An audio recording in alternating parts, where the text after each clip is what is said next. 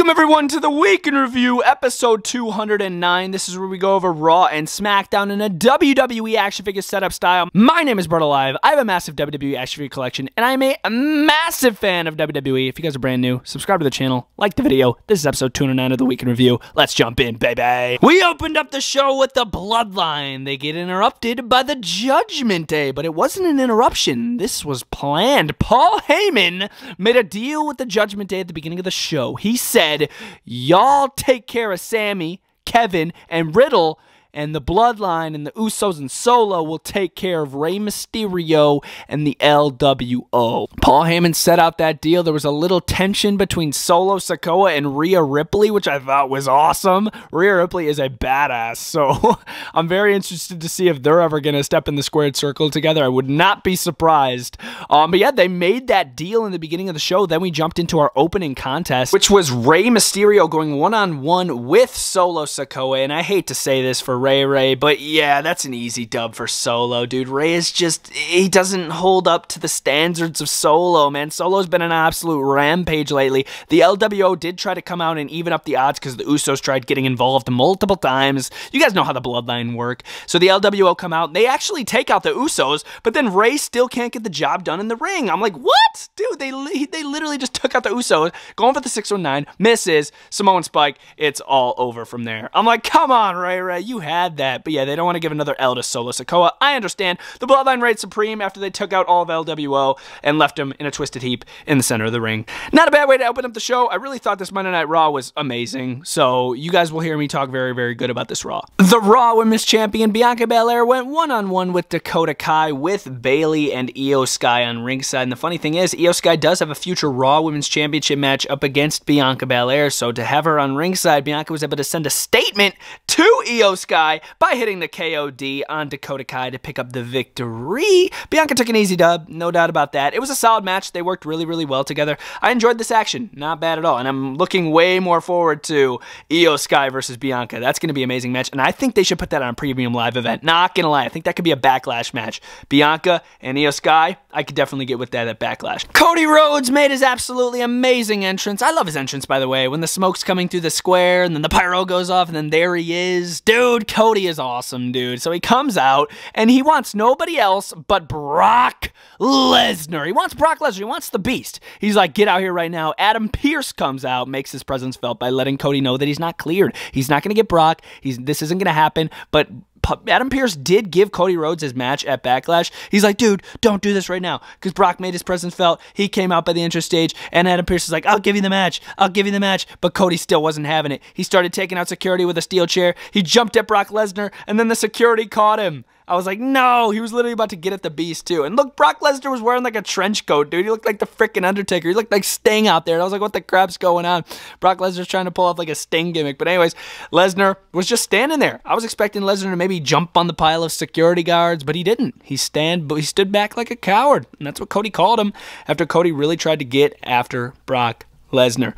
This is a solid promo, definitely some solid build-up to Backlash, and I hope their match at Backlash is long, man. I haven't seen a long Lesnar match in a fat minute. I know they don't like to do long Lesnar matches, but do one, bro. I think they could nail it, dude. Cody and Brock, that ought to be really good. Seth Rollins went one-on-one with The Miz, and my brother, Dink, was super excited for this match because he and myself were so disappointed on how The Miz was treated during the WrestleMania weekend. He was the host of WrestleMania both nights. He was on Monday Night Raw, got interrupted all 3 nights by Riddle, Shane McMahon, and Pat McAfee. Where does this end for The Miz? Obviously, if I did film a WrestleMania review setup video, I would have definitely mentioned how I wasn't a fan of how they treated The Miz. But tonight, he got his redemption. Miz went one-on-one with Seth Rollins, and I hope this was a reminder that Miz is a wrestler, bro. Miz went in there, he had a wrestling match against Seth, and it was great. I loved this match. Back and forth action, suicide dive from Seth Rollins to The Miz. In the end, Seth was able to hit the curb stomp on The Miz and pick up the victory. I wouldn't say it was too easy, though. I wanted Miz to cut a promo after this match and be like, just because I lost this match doesn't mean I'm not done. This is a serious Miz. No more jokes. I'm coming for gold. I'm coming for the Intercontinental title. Even though he lost, I don't know. He could maybe cut a promo this coming Raw and do something like that. I don't know. Miz needs to switch something up. Maybe this draft is going to be a blessing in disguise for him. I hope so, because Miz is. I'm tired of him just being treated like a joke. He's a solid talent, in my opinion. Trish Stratus had an amazing promo. Oh my god, she's so much better talking as a heel than a face. When she's talking as a face, I cannot take her seriously. I really can't. But when she's talking as a heel, dang, Trish. She kicked some butt in this promo, dude. She talked about how she was the one that took out Lita, screwed over Becky Lynch, and intentionally lost the Women's Tag Team Championships, which I have hard to believe. I feel like she just got pinned and doesn't just want to, you know, blatantly say that. She's just saying, oh yeah, I intentionally lost the belts. But yeah, I talked about how she took out Becky. She was revealing how she's not Becky Lynch's like lapdog or anything like that. She's Trish Stratus, and she's here to kick some ass. But yeah, this was an amazing promo. I really enjoyed it. No interruption from anybody. She didn't get interrupted one bit. So maybe next week, her and Becky are going to have a little promo, maybe a little brawl, I'd assume, building up to Backlash. I'm definitely for it. I like Trish as a heel, no doubt about that. She's way better as a heel than a face, my god. Bobby Lashley went one-on-one with Austin Theory, not for the United States Championship, but if it was for the United States Championship, it wouldn't have mattered because Bronson Reed interrupted. He took out Lashley right when Lashley was about to take out Austin Theory and beat Theory and maybe get a future United States Championship opportunity. I knew Bronson was going to take out Bobby, though. I knew it all along. I'm like, they're not going to have Theory lose because he's the champ. This isn't for the title. And they're not going to have Bobby lose either because it's Bobby Lashley. He's not going to lose straight up. You know what I'm saying? So I knew Bronson was going to come in, cause a disqualification. Theory even had to help Bronson Reed take out Lashley a little bit because Lashley was about to lock in the Hurt Lock on Bronson Reed. And then Theory had to do a little drop kick to Bobby Lashley to stop that from happening. So Bronson still needed help. I'm like, bro, this dude, bro, even after a sneak attack, he still needed help.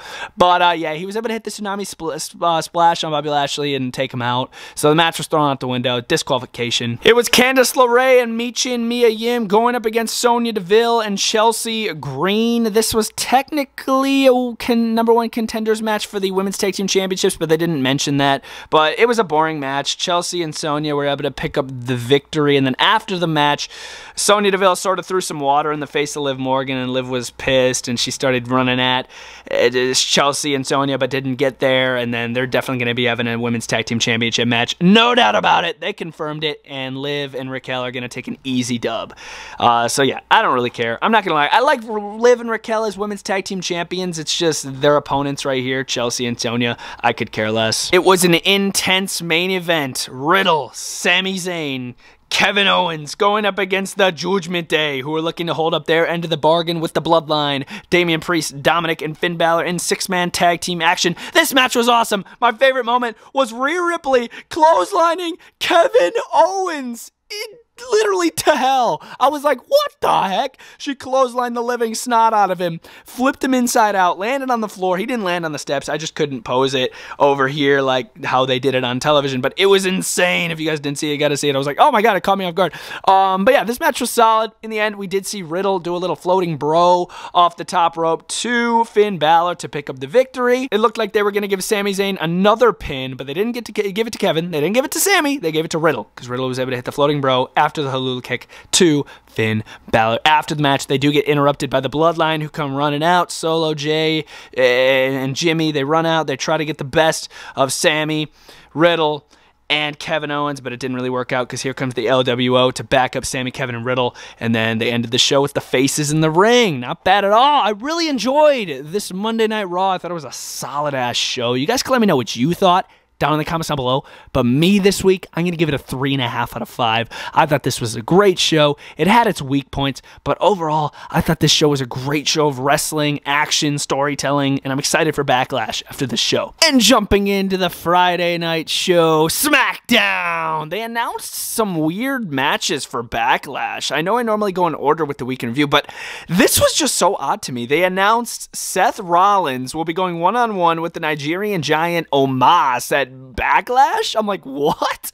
They come out of nowhere. I swear, they just throw Omos anywhere they can put him. Literally, he was really cool in real life when I met him in MVP, but oh my goodness, like, he is all over the place. Like, dude, these two have never even freaking looked face to face. Like, I don't even know, but it ought to be D's. And then Selena Vega did get her match granted by Adam Pearce for her versus Rhea Ripley in Puerto Rico at Backlash. It makes sense because Selena Vega is the only Puerto Rican women's wrestler on the roster, she said. So she's going to be going up against Rhea Backlash. Ought to be a solid match. Selina's not bad, and Rhea's great, obviously, so that ought to be a good match. We opened up the show with the LWO going up against the Judgment Day. The Judgment Day has been opening up the show a lot lately here on these Raws and SmackDowns, and here they are again. Finn Balor, Damian Priest, they went up against Santos Escobar and Rey Mysterio. This match was not bad, nothing too special. In the end, we did see Damian Priest hit the South of Heaven on Santos Escobar to pick up the victory. You know, it was sort of just a match. Nothing really crazy happened. I would have preferred to see some members of LWO come out, maybe a Dominic Mysterio appearance, but there was none of that. You know, it was just sort of a tag team match. Nothing really special, and the Judgment Day reigned supreme again. They had another hype video package for Shinsuke Nakamura. They're pretending like we've never even seen Shinsuke Nakamura wrestle on a WWE show before. It's crazy. They're showing him like, oh, it's like his Japanese wrestling techniques and all this. I'm like, dude, Shinsuke's been with WWE for a while now. We all know who he is. You know, I know they're trying to hype him up, but I mean, dang. And then the hype video was to show that he's going to be going up against Karrion Kross, most likely at Backlash, because Karrion Kross is like, it's not my fault I'm coming after you, Shinsuke. It's the card's fault. So I guess Karrion Kross has a big deck of cards with a bunch of WWE superstar faces on him, picks one randomly, and whoever it lands on, he goes after. This ought to be decent, though. Ought to be a solid match. I'm looking forward to it. Braun Strowman and Ricochet went up against the Viking Raiders, and I have no clue why Braun Strowman had so much ring rust in this match. I don't know if it was just me that was recognizing it, but oh my god, Braun Strowman was botchamania in this match. The match was still not bad, but still, I was like, wow. Braun, one moment during this match, threw Ricochet into the Viking Raiders. The Viking Raiders weren't ready. I guess it's sort of the Viking Raiders' fault, too, and then Ricochet sort of just landed on the mat. I'm like, oh my god, did Braun just throw Ricochet and turn heel out of nowhere? But I guess the intention was to throw Ricochet into the Viking Raiders. Like I said, this match wasn't bad. Valhalla was on ringside, posing as a factor, trying to let the Viking Raiders win the match and beat Ricochet and Braun, but it didn't really work out. In the end, Ricochet did a little senton off the top of Braun Strowman like this onto one of the Viking Raiders, and they picked up the victory. I don't really know where this tag team's going, though, honestly. Like, are they going to fight Sami and Kevin? And if they do, they're going to lose, so I don't really know where this is headed. Maybe a Braun Strowman heel turn on Ricochet, or vice versa. Maybe Ricochet turns heel on Braun.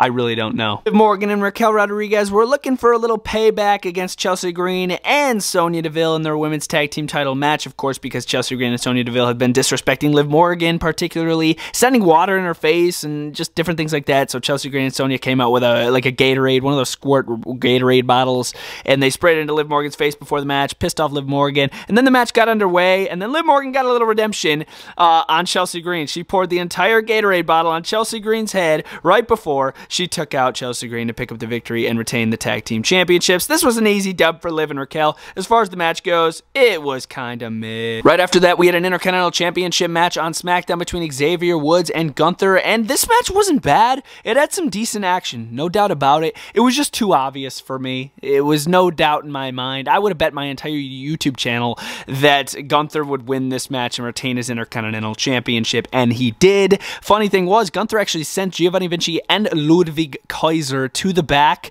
because he knew he didn't need the backup. He's like, this is going to be an easy dub for me. I don't need them. I got Xavier Woods in the bag here, no doubt about it. And he took him out. He passed him out.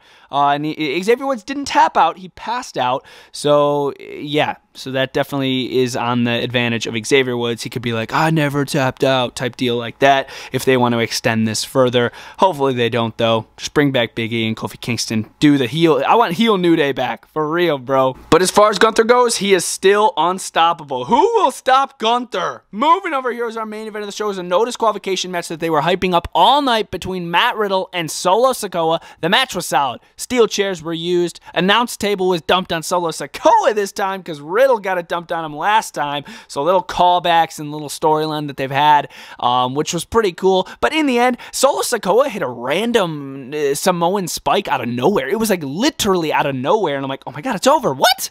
No way. And it didn't help that the Usos came down, jumped the barricade. It was basically 3-on-1. Because Sami Zayn and Kevin Owens weren't there tonight, so they weren't there to back up, you know, Matt Riddle. And then after the match, to add insult to injury, the Usos did the 1D to Matt Riddle through the table inside of the ring, just like this. I recently did a setup video on my YouTube channel, a setup tutorial video with tables, and I showed y'all exactly how to do this maneuver. So if y'all are interested in checking that out, it's on the Bretto Live channel right now. But yeah, they did the 1D, took out Riddle again. So yeah, they ended the show very similarly with the Bloodline on top. But yes, guys, that was Raw. That was SmackDown setup style. SmackDown this week, I'm going to give a solid 2 out of 5. I thought this was a really, really boring show. I wasn't into it whatsoever. I couldn't get behind anything. I just thought it was really boring. I thought Raw was good, though. You guys can let me know your rankings down in the comments down below for both shows this week, including AEW. Which show was the best this week? Raw, Dynamite, SmackDown, or NXT, Rampage? Which one was your favorite show this week? Let me know down in the comments down below, and I'll see y'all next time. Peace, guys. Bretto Live out.